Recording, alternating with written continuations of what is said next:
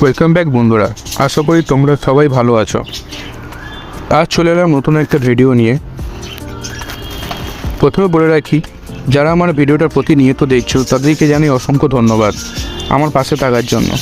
আর যারা আমার ভিডিওটা প্রথম দেখছেন, ভিডিওটা যদি তাদের ভালো লাগে অবশ্যই লাইক অ্যান্ড সাবস্ক্রাইব করবেন, আর পাশে থাকা বেল বাটনটি টিপে দেবেন যাতে আমার নতুন ভিডিওগুলো সবার আগে আপনি দেখতে পান। আমি প্রতি সপ্তাহে নতুন নতুন ভিডিও আপলোড করি, যা আশা করি আপনাদের ভালো লাগে। আসলে ভিডিওটা শুরু করা যায়। আজ আলোচনা করো বদ্রি পাখির খাঁচার মাপ নিয়ে। যারা নতুন শুরু করছে তারা অনেকেই শুরু করে বদ্রি পাখি নিয়ে, কেউ একজোড়া, কেউ দুজোড়া, কেউ আবার সরাসরি কলোনিতে শুরু করে। প্রথমে প্রবলেম হয় খাঁচার মাপ নিয়ে। অনেকেই ভাবে যে বদ্রি পাখি ছোটো পাখি, খুব বড় খাঁচা লাগবে না। এটা সম্পূর্ণ ভুল ধারণা। বদ্রি পাখি ছোট হলেও সবথেকে চঞ্চল পাখি। এই পাখি সারাদিনই খাঁচার মধ্যে খেলে বেরোয়, এ প্রান্ত থেকে ও প্রান্ত উড়ে বেড়ায়। তাই বলা বাহুল্য যে এই পাখির জন্য খাঁচার মাপ ওইভাবে বলা সম্ভব না। যত বড় খাঁচা হবে ততই ভালো, তাতে পাখির গ্রোথ ভালো হয়, আর অনেক জায়গা পেলে সে উঠতে পারবে, শরীর স্বাস্থ্য ভালো থাকবে। কিন্তু সর্বপক্ষে তো আর খোলা জায়গা দেওয়া সম্ভব না। তাই যারা প্রথম শুরু করতে চাইছো দুখানা বদ্রি পাখি নিয়ে, একজোড়া পাখি নিয়ে, তারা চেষ্টা করবে একটু বড় খাঁচা দেওয়ার। কারণ অনেকেই দেখেছি একদম ছোটো খাঁচা দিয়ে থাকে, এটা একটা পাখির জন্যই প্রযোজ্য হয় না, সেখানে দুটো পাখি থাকে।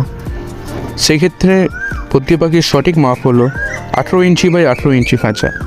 সেখানে বদ্রি পাখি একজোড়া পাখি পর্যাপ্ত জায়গা থাকে, একজোড়া পাখির জন্য ভালো।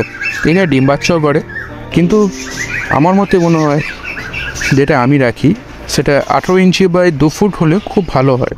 সেখানে বদ্রি পাখি ডিম বাচ্চা তো করবেই, তার সাথে জায়গাটা অনেক পেলে সে বাচ্চাগুলোও ভালোভাবে গ্রোথ হবে। এখানে এই খাঁচার মধ্যে চাইলে একজোড়া থেকে দুজোড়াও রাখতে পারো, কিন্তু ব্রিডিং টাইমে দুজোড়া সম্ভব হয় না।